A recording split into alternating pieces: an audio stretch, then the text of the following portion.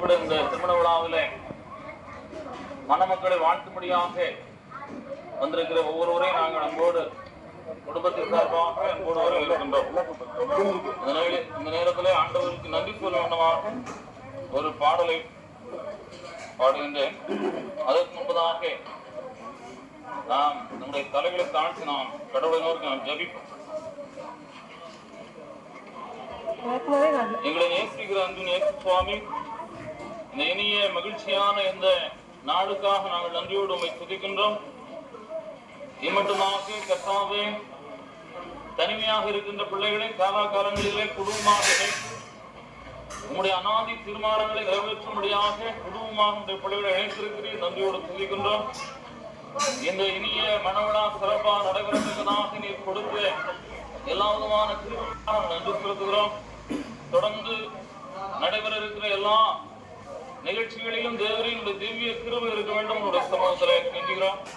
அந்த கானான் ஒரு கல்யாண வீட்டிலே வந்து மணமக்களை ஆசீர்வதிக்கும் குறைவை தவிர்த்து நிறைவேற்ற ஆண்டவரே, இந்த மணவிழாவிற்கு இவ்வாறு குறைவை தவிர்த்து நிறைவான ஆசீர்வாதங்களை கட்டளையிடும். அநேக மக்கள் இந்த மணவிழாவில் வந்து கலந்து கொள்ளவும் விருந்துகவும் மணமக்களை வாழ்த்திக் கொள்ளவும் அருள்தார்.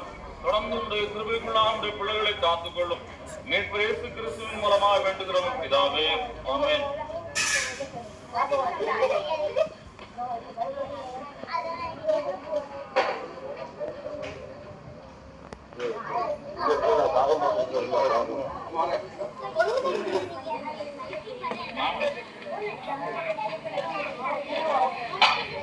வாசிக்கும்படியாக தெரிந்து கொண்ட வேத பகுதி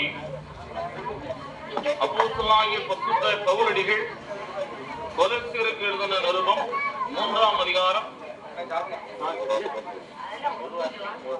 12ஆம் வசனம் முதல் 19ஆம் வசனம் முடிய. ஆகையால் நீங்கள் தேவனால் தெரிந்து கொள்ளப்பட்ட பரிசுத்தரும் பெரியருமாய் உருக்கமான இரக்கத்தையும் தயவையும் மனத்தாழ்மையும் சாந்தத்தையும் நீடிய பொறுமையும் தரித்துக் கொண்டு ஒருவரை ஒருவர் தாங்கி ஒருவர் பேரில் ஒருவருக்கு குறைபாடு உண்டானால் கிறிஸ்து உங்களுக்கு மன்னித்தது போல ஒருவருக்கு ஒருவர் மன்னியுங்கள். இவை எல்லாவற்றின் மேலும் பூரண சற்குணத்தின் கட்டாகிய அன்பை தரித்துக் கொள்ளுங்கள். தேவ சமாதானம் இருதயங்களில் ஆழ கிடவது. இதற்கென்றே நீங்கள் ஒரே சரீரமாக அழைக்கப்பட்டிருக்கிறீர்கள். நன்றி உள்ளவர்களாக இருங்கள். கிறிஸ்துவின் வசனம் உங்களுக்கு சகல ஞானத்தோடும் பரிபூர்ணமாக வாசமாயிருப்பதாக. சங்கீதங்களினாலும் கீர்த்தனைகளினாலும் ஞான பாட்டுகளினாலும் ஒருவருக்கு ஒருவர் போதித்து புத்தி சொல்லிக் கொண்டு உங்கள் இருதயத்திலே கர்த்தரை பக்தியுடன் பாடி வார்த்தையினாலாவது கிரியினாலாவது நீங்கள் எதை செய்தாலும் அதையெல்லாம் கர்த்தராகிய இயேசு நாமத்தினாலே செய்து அவர் முன்னிலையாய் பிதாவாகி தேவனை ஸ்தோத்திரியுங்கள். மனைவிகளே, கர்த்தருக்கு ஏற்றபடி உங்கள் புருஷருக்கு கீழ்ப்படியுங்கள். புருஷர்களே, உங்கள் மனைவிகளில் அன்பு கூறுங்கள். அவர்கள் மேல் கசந்து கொள்ளாதிருங்கள். பிள்ளைகளே, உங்கள் பெற்றோருக்கு எல்லா காரியத்திலும் கீழ்ப்படியுங்கள். இது கர்த்தருக்கு பிரியமானது என்பது.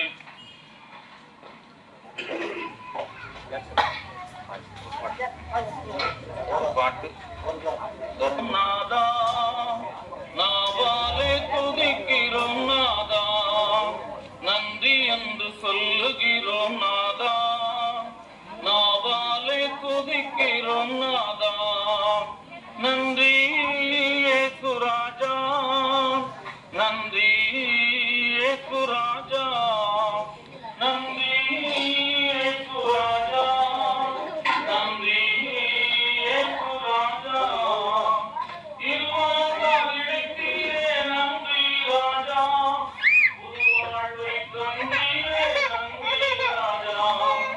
இருவாழ்வால் இழைத்தீரே நன்றி ராஜா, புதுவாழ்வை தந்தீரே நன்றி ராஜா. நன்றி என்று சொல்லுகிறோம் நாதா, நாவாலே துதிக்கிறோம் நாதா.